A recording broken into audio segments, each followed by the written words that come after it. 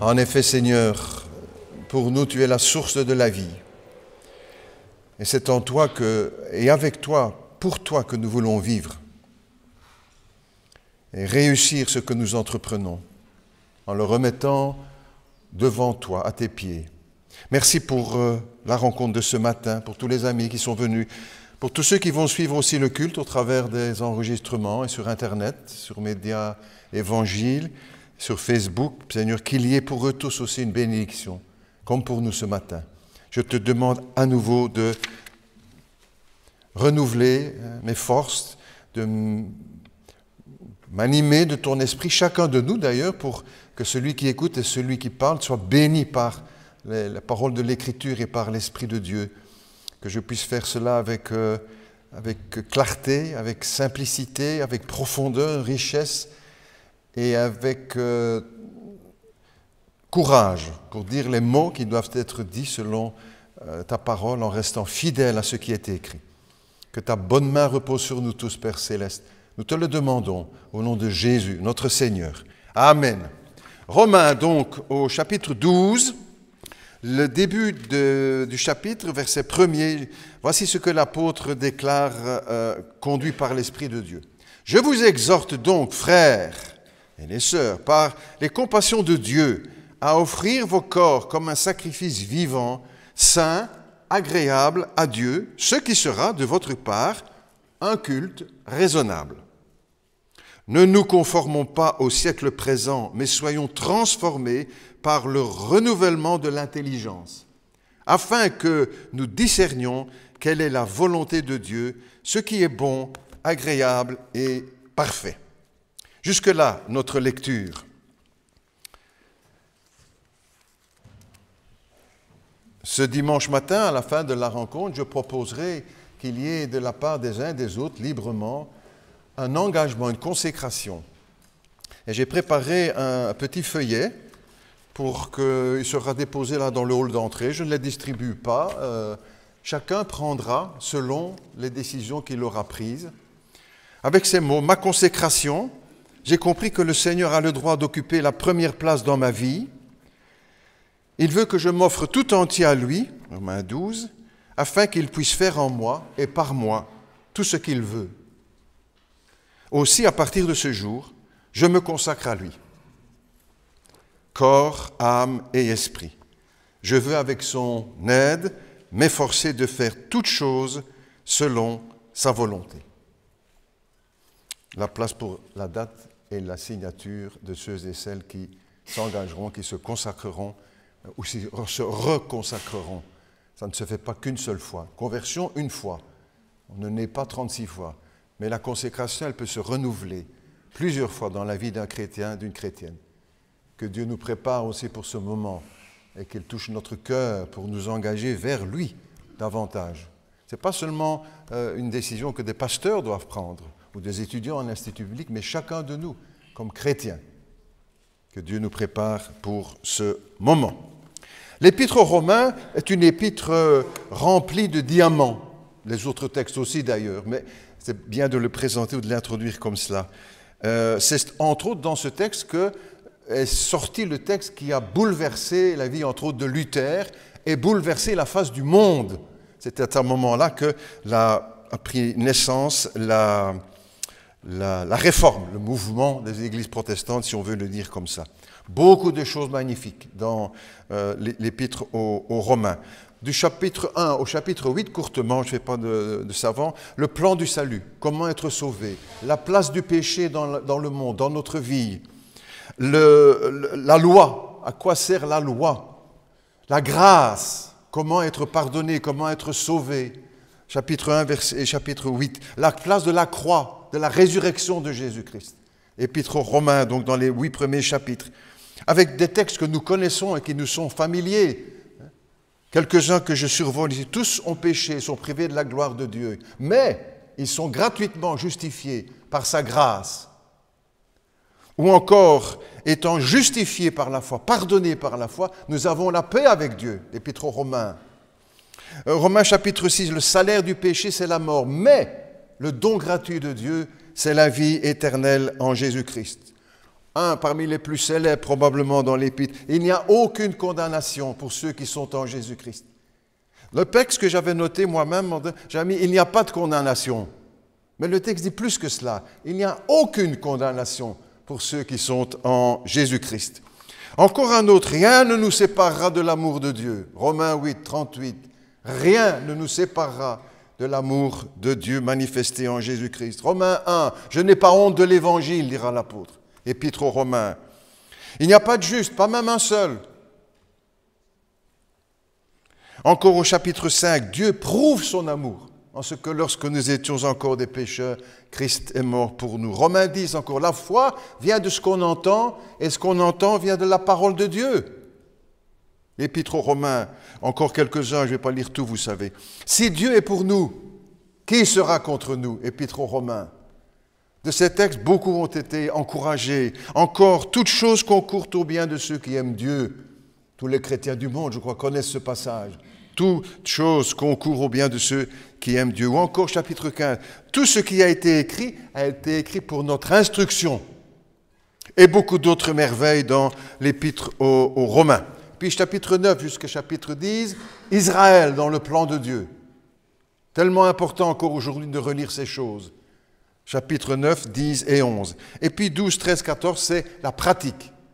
La doctrine avant et puis la pratique. Comment vivre tout ça, comment mettre tout cela en pratique. Parce que la théologie, ce n'est pas seulement une réflexion, c'est aussi une pratique. Toutes les théologies se pratiquent. Ce n'est pas pour se remplir la tête ou pour faire des messages, c'est pour mettre en pratique. Et la dernière partie de l'Épître aborde cette pratique de la vie chrétienne. Et entre autres avec le chapitre 12. Je vous exhorte, frères, à offrir vos corps en sacrifice vivant pour le Seigneur. Ce qui sera de notre part un culte raisonnable. On va survoler tout cela ensemble, si vous le voulez bien, ce matin. La théologie est une bonne chose, il faut apprendre, il faut étudier, il faut réfléchir, mais il faut vivre aussi tout cela. Sinon, ça ne sert à rien. Et c'est pour ça que la Bible nous est donnée. La théorie, un peu comme pour tout, n'est-ce pas? Il ne faut pas seulement apprendre la théorie pour faire un beau jardin, il faut prendre la bêche et y aller. Ou pour nager, c'est très bien de connaître la théorie, mais il faut se lancer dans l'eau. Ou le vélo, c'est très bien comment il faut faire. Mais la joie, elle vient quand on met en pratique. Épître aux Romains, petite merveille dans les Écritures. Le chapitre 12 commence avec un appel. Je vous exhorte. Il ne donne pas un commandement à l'apôtre Paul, mais une exhortation, un appel. Et c'est aussi le rôle des pasteurs dans les églises d'appeler, pas simplement de prêcher, mais d'appeler aussi, qu'il y ait une réponse respectée, discrète, secrète, mais qu'il y ait une réponse de la part de chacun. Nous avons un corps, mais nous avons aussi une âme, comme dit l'Écriture, matérielle, le corps, et l'âme immatérielle. Offrir notre corps en sacrifice vivant. Depuis le Golgotha, depuis la mort de notre Seigneur Jésus, il n'y a plus de sacrifice à offrir en versant du sang. Tout cela se passait aussi dans l'Ancien Testament, parce que Dieu là-bas nous apprenait déjà, mettait en évidence la gravité du péché. Il fallait que le sang soit versé. Et tous les jours, plusieurs fois par jour, il y avait à Jérusalem, dans le temple, des sacrifices. Le sang devait couler pour que chacun comprenne la gravité de l'offense. Et encore là, ce n'était que des animaux, sans troubler personne pour cette question-là. Mais viendra ensuite après le grand sacrifice, le seul, le sacrifice de Jésus-Christ. Et à partir de ce sacrifice, il n'y a plus pour nous à faire de sacrifice, offrir, verser du sang, mais d'autres sacrifices. Offrir notre corps comme un sacrifice vivant. C'est nous voir vivre pour lui que Dieu veut, et pas nous mettre sur l'autel et nous égorger. Vivre pour Dieu. Et c'est cela un peu le sens de la consécration chrétienne. Ça veut dire vivre pour Dieu. On va développer tout cela en avançant. Offrir notre corps comme un sacrifice vivant. Le sang du Christ a été versé, on ne doit plus y toucher. C'est fait une fois pour toutes, comme disent les Écritures. Vous notez aussi, je viens déjà un peu de l'aborder, que l'exhortation qu'il donne, il ne dit pas « je vous exhorte, pasteur, missionnaire, étudiant de l'Institut biblique à offrir... » Non, c'est pour nous tous, pour tous les chrétiens du monde. Une chose de se convertir, une autre de se consacrer à Dieu.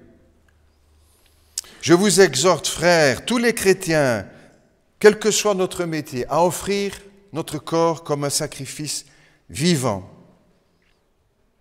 C'est en quelque sorte l'invitation à vivre pour Dieu à plein temps. On parle de ça aujourd'hui, tu fais un mi-temps, tu fais un 4/5e, tu fais un plein temps. Avec le Seigneur, on est engagé à plein temps, même si on n'est pas pasteur ou missionnaire, mais de vivre toute notre vie, quoi que nous fassions, comme pour le Seigneur. C'est ça la consécration. Ce n'est pas seulement venir tous les dimanches au culte, déjà très bien, mais plus que cela. D'offrir notre vie, notre corps comme un sacrifice vivant. Notre corps ne nous appartient pas. On a la publicité aussi, ou les revendications de certains mouvements féministes. C'est mon corps, et j'ai le droit de faire ce que je veux avec mon corps. Mais notre corps ne nous appartient pas, il appartient à Dieu. C'est lui qui nous a créés, c'est lui qui nous a donné notre corps. Et nous ne pouvons pas faire ce que nous voulons avec notre corps. Par exemple, la loi de Moïse, ou qui a été donnée à Moïse, nous signale que nous ne pouvons pas attenter à nos jours. Elle nous dit encore, la loi, que nous ne pouvons pas nous mutiler volontairement. La Bible nous dit aussi que nous ne pouvons pas nous faire des incisions dans la chair, comme ça se faisait dans certaines religions. Ou encore que nous ne pouvons pas tatouer notre corps. Il y a beaucoup de chrétiens qui ne savent pas ça. Dans le Lévitique, au chapitre 19, il dit « Tu ne te feras pas de tatouage. Ton corps ne t'appartient pas. Tu ne peux pas faire ce que tu veux avec. » Dans notre société, nous savons, une société qui a rejeté la loi de Dieu, le tatouage est très à la mode. Hein. Et avec le beau temps qui arrive, tout le monde va sortir. Ce n'est pas à nous de décider ce que nous ferons de notre corps. Ce n'est pas pour un chrétien. Ma peau appartient à Dieu. Le corps, dit la Bible aussi, le corps est pour le Seigneur et le Seigneur est pour le corps. Tout cela lui appartient. Les chrétiens aussi parfois oublient ça. L'apôtre Paul leur écrira aux chrétiens de Corinthe. Ils avaient oublié qu'ils ne s'appartenaient pas à eux, à eux-mêmes, et que leur corps appartenait à Dieu. Ne savez-vous pas, écrira l'apôtre, notre corps appartient à Dieu, il est devenu le temple du Saint-Esprit. Le Saint-Esprit n'habite pas dans les églises, il habite dans le corps et le cœur des enfants de Dieu, de tous ceux qui ont fait la paix avec Dieu par Jésus-Christ. Le corps est donc précieux. Il y a parfois une certaine tendance dans quelques milieux chrétiens qui ont une légèreté vis-à-vis du corps, en disant c'est l'âme qui compte, c'est notre âme, notre cœur. Oui, vrai, mais notre corps aussi appartient à Dieu. Et nous n'avons pas la liberté de faire ce que nous voulons, offrir notre corps comme un sacrifice vivant. Ce sera de votre part un culte raisonnable. Le corps est aussi précieux que l'âme, parce qu'ils viennent tous deux de Dieu. Ce n'est pas la nature ou le hasard qui nous a fait comme nous sommes, qui a donné la couleur de vos yeux, votre taille, etc., votre caractère. Tout cela vient de Dieu. Et c'est pour ça que chaque personne doit être respectée. Notre corps est précieux et Dieu veut qu'il lui soit consacré. Dieu ne sauve pas seulement notre âme, mais il est question du salut de notre corps aussi, le corps de rédemption, la rédemption du corps. Ce sont les termes de la Bible dans le passage de 1 Corinthiens 15. Dieu se préoccupe de ce que nous faisons de notre corps. Dieu se préoccupe de ce que nous faisons de notre corps. Pourquoi ? Parce que notre corps est l'instrument de nos pensées. Ce que nous pensons dans l'abstrait, dans l'immatériel, un jour le corps agit. Il est le porteur de nos pensées. Et c'est pourquoi aussi nous devons faire attention à nos pensées. à ce que nous mettons dans notre tête, dans nos pensées. Parce qu'un jour ou l'autre, tout cela va influencer notre manière d'agir. Ce qu'un homme pense, un jour il le fait. Une femme, vous comprenez. L'importance donc ce sont nos pensées qui conduisent notre corps. Donc il est important aussi de rester maître de notre corps. Dieu veut notre être tout entier, notre corps, notre âme et notre esprit. Il veut une consécration totale. Souvenons des paroles du Seigneur, plus grand commandement. Tu aimeras le Seigneur de tout ton cœur, de toute ton âme, de toute ta pensée. Vous aimeriez, vous, d'acheter une demi-voiture? 50%. Les roues ou le moteur, mais pas le reste. Vous voulez 100% de la voiture ou de la maison. La même chose avec le Seigneur. Il veut 100% de notre vie. Ça ne veut pas dire que nous devons être à genoux toute la journée, ou dans la prière, ou bien dans la Bible, ou à l'église. Ça veut dire que tout ce que nous faisons, quand nous sommes au boulot, quand nous sommes à la maison, quand nous sommes en voiture, quand nous sommes dans le jardin, quand nous sommes en vacances, qu'il soit là, présent. 100%. Je dirais, mais ça c'est pour les pasteurs. Non, non, c'est ce que Dieu veut pour chacun de nous. Chacun de nous. Il y a aujourd'hui ce qu'on pourrait dire dans le christianisme, on pourrait dire un problème général, c'est que même dans les milieux chrétiens, on parle de la conversion, c'est vrai, c'est très juste, mais plus rarement de la consécration, de la sanctification. Et pourtant, cela fait partie de toute la vie des chrétiens. Il y a des conversions, des personnes qui se tournent vers Jésus-Christ, des jeunes, des moins jeunes, mais parmi eux, beaucoup moins qui se consacrent. On veut bien une vie chrétienne, mais à 50%. Peut-être un peu plus ou peut-être un peu moins. Ça vaut la peine chacun, et moi avec les autres, de considérer comment nous vivons notre foi. À 100% ou 50, 40, 30, ou un jour sur 7, ou une consécration importante et nécessaire dans les églises. Parmi les jeunes, il y a des jeunes qui se convertissent, très bien, mais aussi les jeunes qui se consacrent à Dieu. Et c'est de cela dont nous avons besoin dans nos églises aussi, pas seulement des jeunes. Des chrétiens, des chrétiennes consacrés, 100%. Et pas seulement quand ça m'arrange, quand il ne fait pas trop chaud, quand il ne fait pas trop froid. Et en disant ça, moi je ne critique personne, je ne suis pas en train de porter des accusations, mais nous inviter à réfléchir, qu'est-ce que j'offre à Dieu? Mon corps comme un sacrifice vivant ou beaucoup moins?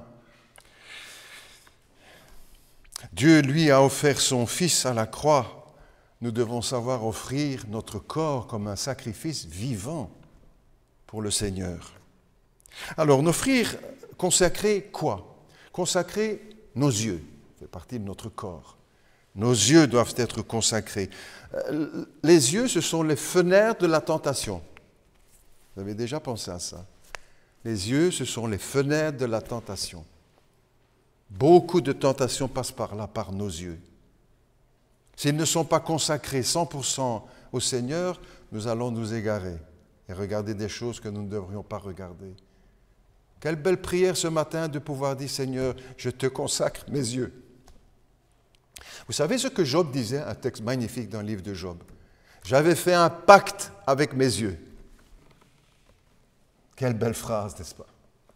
C'est-à-dire ne pas regarder n'importe quoi. Dire, il n'avait pas la télévision, c'était facile. Non, non, c'était aussi difficile qu'aujourd'hui. Peut-être un petit peu plus aujourd'hui, tellement on nous met des choses devant les yeux. J'avais fait un pacte avec mes yeux. Pourquoi pas faire aujourd'hui, toi, un pacte avec tes yeux? Dire ça, c'est fini, je ne regarderai plus jamais. C'est ça, être consacré. Dans le jardin d'Éden, si vous remarquez, ou si vous avez prêté attention, il nous est dit, quand le tentateur vient, que Ève vit que l'arbre était bon à manger.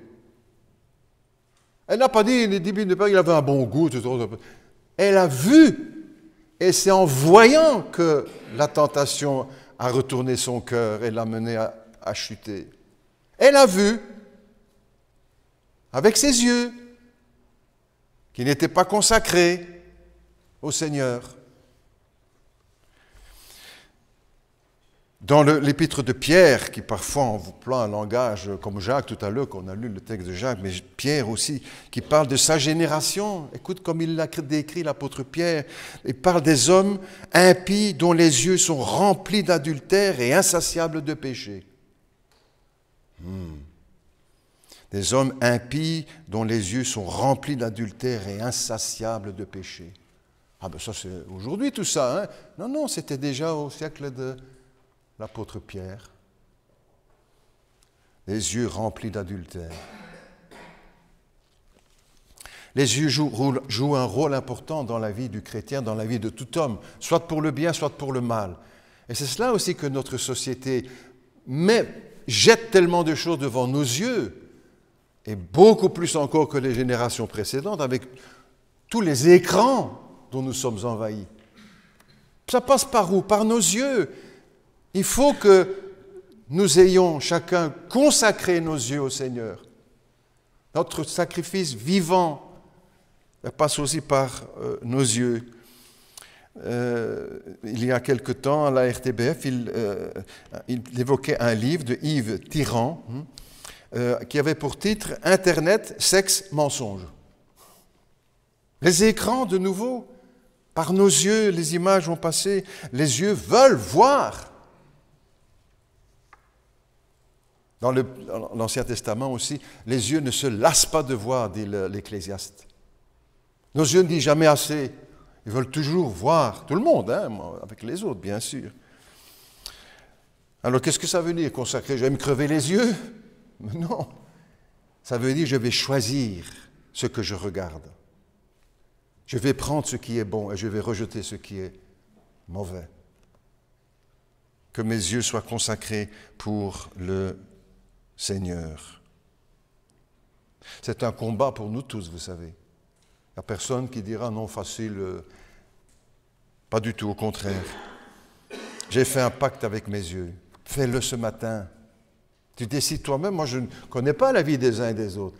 Prends une décision. Et le pacte, tu sais, ça voudra dire ça et ça et ça pour toi.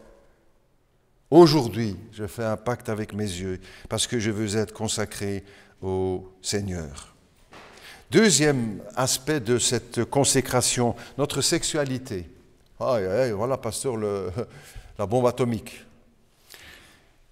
C'est l'un des plus grands fléaux aussi qui frappe notre humanité, la sexualité incontrôlée. Il faut tout de suite préciser tout parce que la Bible ne dit jamais que la sexualité en soi est un péché.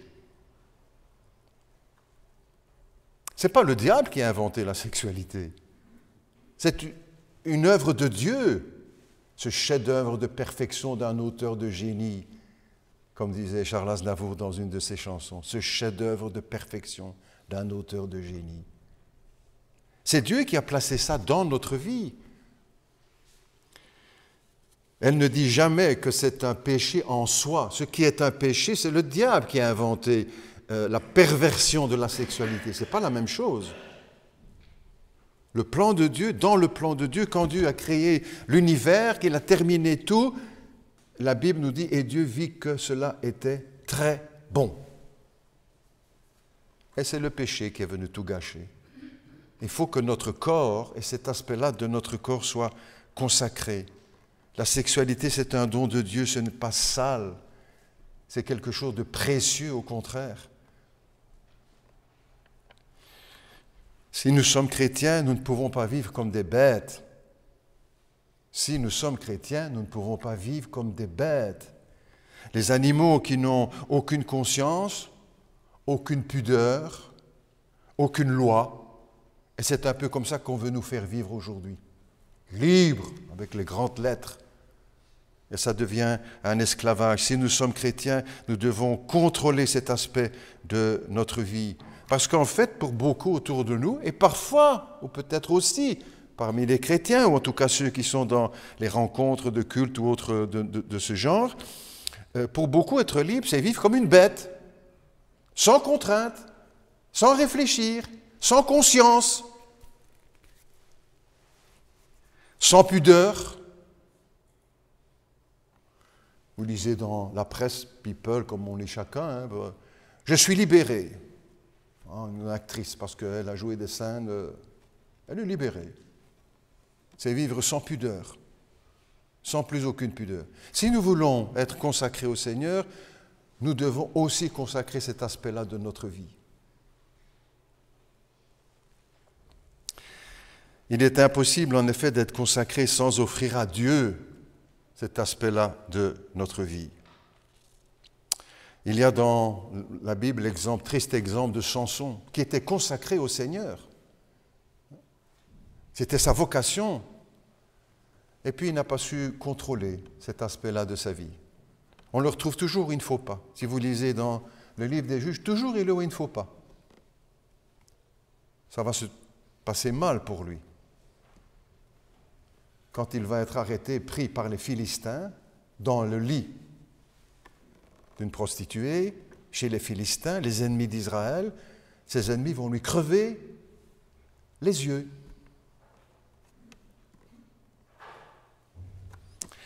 Il sera enchaîné comme une bête et il tournera la meule comme une bête. Troisièmement, ce sont aussi nos lèvres qui doivent être consacrées. C'est pour cela qu'on a lu aussi ce texte tout à l'heure dans l'épître de Jacques.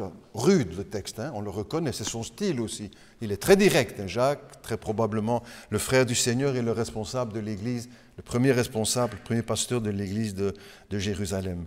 La langue peut être le pire ennemi dans notre vie. Et il n'y a personne qui vous dit, c'est pas vrai, c'est pas comme ça, pasteur.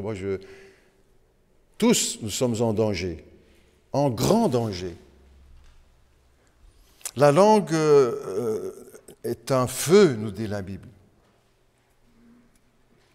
qui brûle, qui détruit, parfois dans les ménages, dans les foyers, parfois les pires souffrances qu'une épouse ou qu'un époux a encaissées, c'est par les paroles de son conjoint, par les mots, par la langue. Il ne faut pas, dit la Bible, qu'il en soit ainsi parmi vous.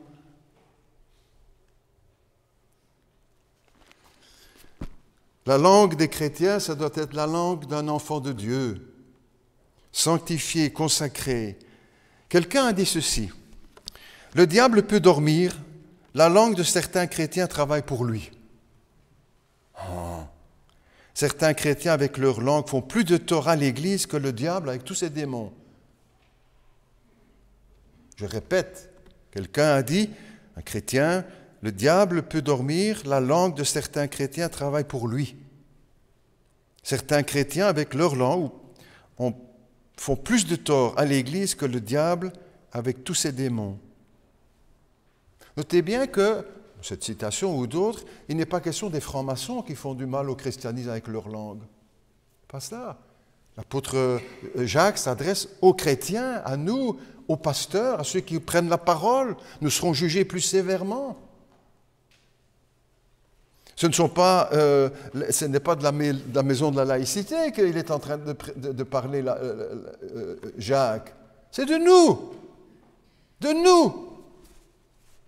Chrétiens, pasteurs, missionnaires, évangélistes.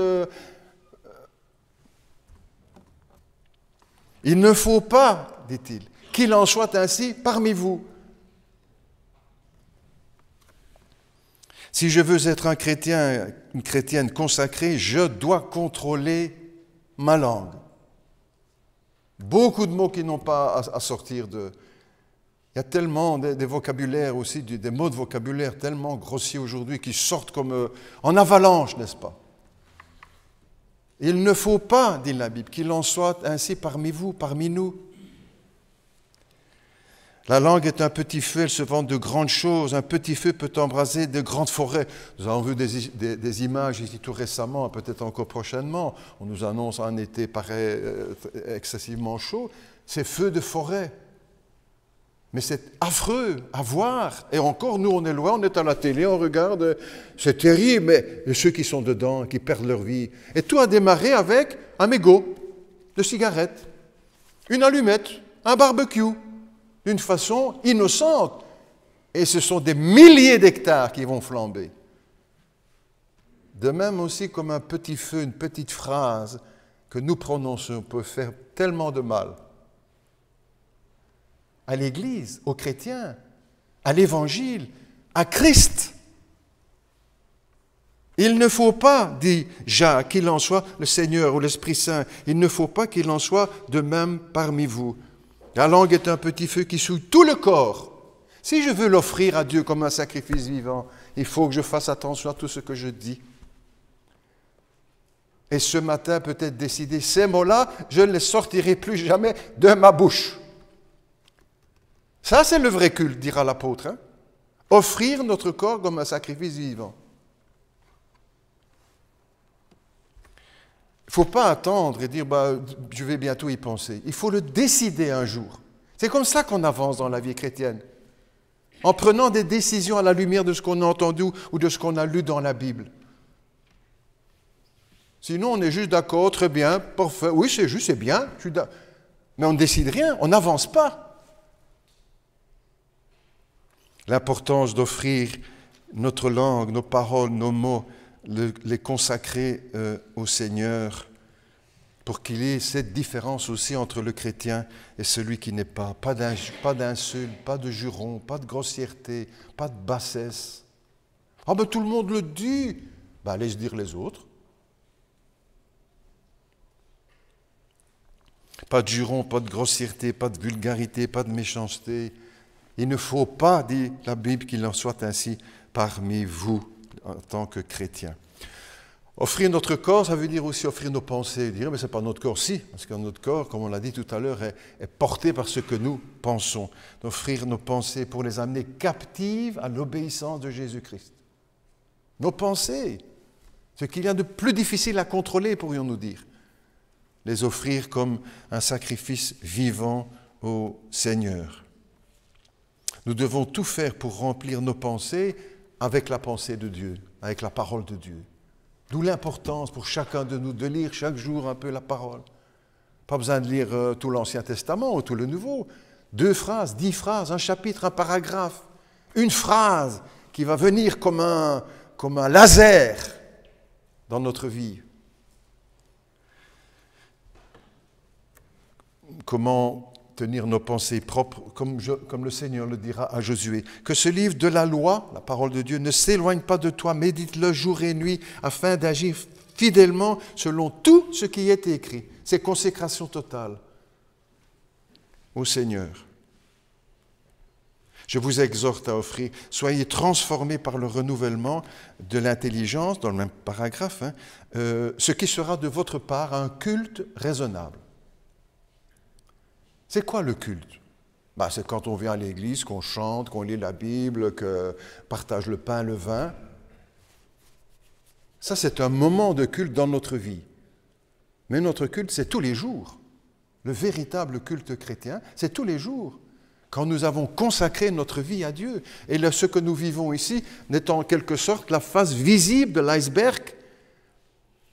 Mais la vraie consécration, le vrai culte, c'est tout ce qui est caché, discret, dirions-nous, toute la semaine, tous les jours. Une vie consacrée au Seigneur, c'est cela le vrai culte. Vous remarquez dans la Bible, il n'y a pas une seule indication pour savoir comment il faut conduire un culte. Comme nous disons, on va au culte. C'est pas que c'est mauvais, c'est pas cela. Mais ça veut dire que c'est une partie du culte que nous devons rendre à Dieu. Quand nous sommes ensemble, bravo, alléluia, etc. Mais tout le reste de notre journée, que ce soit quand je fais la vaisselle, c'est consacré aussi. On peut être consacré, chrétien, mais bien sûr, ça fait partie de notre vie. Mais je le fais sans murmurer, sans rouspéter, sans grogner, 1000 choses comme ça. Autour de la pelouse, on peut être consacré autour de... Mais bien sûr, toute notre vie devant Dieu, dans la lumière de l'Évangile, je vous exhorte à offrir votre corps comme un sacrifice vivant, ce qui sera de votre part un culte raisonnable. Le culte dans la Bible, ce n'est jamais une réunion. Ça, ce n'est qu'un aspect du culte que nous offrons au Seigneur. Le vrai culte, c'est une vie consacrée au Seigneur. On est au bout. pour ce matin en tout cas. Qu'est-ce que nous allons faire? Ne demande pas de crier, moi ci, moi là, l'autre. C'est entre Dieu et nous, c'est dans notre cœur que nous allons décider ou rien décider. C'est au Seigneur que nous répondons, que nous ne répondons pas. Peut-être qu'il est temps aussi pour certains d'entre nous, moi je ne connais pas la vie des uns et des autres, mais de répondre. Je vous donne quelques idées et je dois me faire baptiser. Je suis chrétien, ça c'est être consacré. On ne vit pas toute la vie chrétienne sans être baptisé. Peut-être pour certains, d'autres, je dois venir à l'église plus souvent, à l'étude biblique. Tu prêches pour ta chapelle, pasteur. Non, non, non. Ce n'est pas ma chapelle, c'est l'église de Jésus-Christ et c'est notre vie à chacun. Peut-être pour d'autres, ce sera, je dois quitter un copain parce qu'il me fait descendre vers le bas. Et j'ai beau lui parler de l'évangile, en me disant, il faut que j'arrête. Il y a des copains qu'il faut laisser. Les mauvaises compagnies, dit la Bible, corrompent les bonnes mœurs. À Corinthe, l'église de Corinthe, les chrétiens avaient de mauvaises compagnies, de mauvais copains, de mauvaises copines. L'apôtre dit, il faut choisir. C'est ça, être consacré au Seigneur. Ou peut-être encore d'autres diront, moi je dois me marier. Je ne peux pas rester dans... Peut-être d'autres encore, je dois augmenter mon offrande. Je profite de tout et je n'apporte rien. Mes enfants sont à l'école du dimanche, on s'occupe des jeunes, on organise ceci, cela... Et moi, je ne participe pas. Est-ce que ce n'est pas un moment de dire, mais ouais, moi, je suis jeune, les jeunes aujourd'hui, ils ne sont pas les plus pauvres. Hein? C'est maintenant qu'il faut décider. Ça va faire partie de ma consécration. Ou encore pour d'autres, je dois lire plus souvent la Bible. Je lis tous les jours la Bible. Un paragraphe. C'est ça, être consacré. Et d'autres exemples encore, je dois donner plus de temps à mes enfants. Ça, c'est aussi la consécration. Oh, c'est pour mes petits. Mais oui, mais justement, ça fait partie aussi de toute ma vie, et je dois le vivre et l'offrir pour le Seigneur, et pas tout garder pour moi. On perd tout quand on garde tout pour soi, vous savez. Et ça, c'est l'esprit du monde. Moi, et rien que moi. Et après moi, les mouches. Ce n'est pas le message de l'Évangile, ça. Hein? Au contraire, je veux offrir au Seigneur ma vie. Mais pas tout garder pour moi, parce que tout appartient à Dieu. Et je serai vraiment heureux aussi, et heureuse, quand j'aurai apporté au Seigneur ce que je lui dois, tout. Prions ensemble. Notre Dieu, notre Père, tu nous as rachetés par le sang de Jésus à la croix de Golgotha. Tu as fait de nous une nouvelle créature. Tu as déjà transformé des choses dans nos vies. Merci, merci Père Céleste. Parce que tu agis en nous par ton esprit et par ta parole. Merci Seigneur. Nous voulons aussi te prier pour chacun de nous, notre Église. Je te prie pour moi aussi, Seigneur, avec les autres, pour être vraiment consacré à Jésus-Christ. Pas seulement choisir ce qui m'arrange, peut-être même dans le ministère, mais prendre tout ce qui doit être.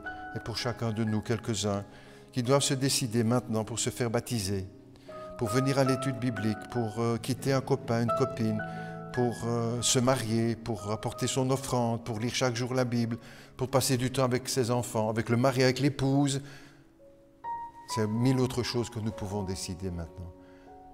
Et dans notre cœur maintenant, dans le silence, nous répondons à l'appel du Seigneur. Je vous exhorte, pas seulement l'apôtre Paul, c'est Dieu, et pas le pasteur de l'Église, c'est le Seigneur.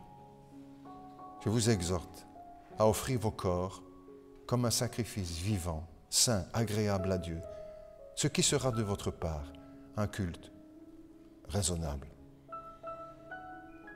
Peut-être maintenant quelques moments de silence où chacun nous pouvons répondre à cet appel, peut-être d'une manière différente pour chacun, pour tel ceci et un autre pour, mais chacun à offrir. Lâche les freins. Lâche les freins et offre-toi au Seigneur. C'est pour ça que nous sommes sur terre. Et c'est le but de notre vie, d'offrir nos corps comme un sacrifice vivant à Dieu.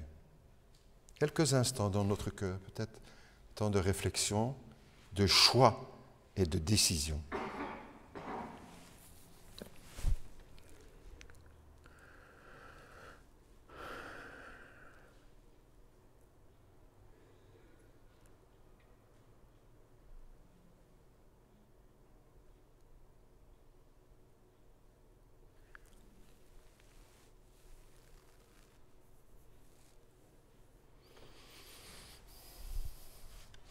Père Céleste, merci pour ta parole et l'Esprit Saint qui nous appelle pour ton amour, parce que tu es un Dieu qui nous aime, un Père qui veut le meilleur pour ses enfants. Et en nous appelant à la consécration totale, c'est au meilleur qu'il nous appelle, qu'il nous invite.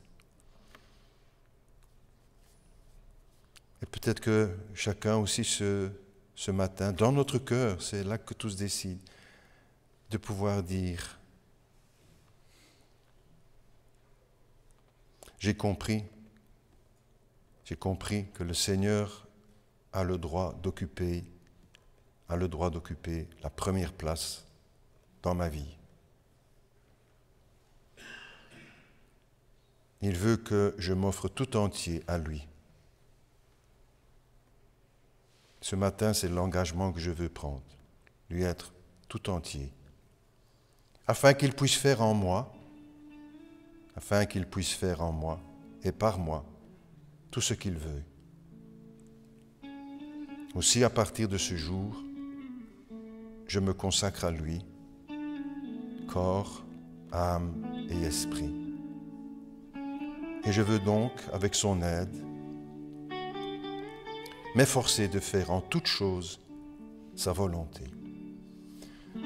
Père Céleste, que ton esprit agisse au milieu de nous pour que ce que nous avons partagé ensemble ne soit pas seulement des mots, des phrases, des bonnes idées, de bonnes intentions, de beaux projets, mais une réalité dans notre vie à chacun. Et pour moi aussi, Seigneur, avec les autres.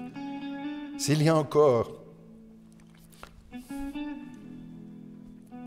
quelque chose qui n'est pas consacré à toi, montre-moi, dis-le aussi pour toi, Seigneur, s'il y a dans ma vie quelque chose qui n'est pas encore pleinement consacré au Seigneur, montre-moi, dis-moi où tu veux me voir, sanctifié, consacré, pour ta gloire et pour mon bonheur. Te prions, Père Céleste, au nom de Jésus, qui s'est livré lui-même pour nous à la croix de Golgotha. Amen.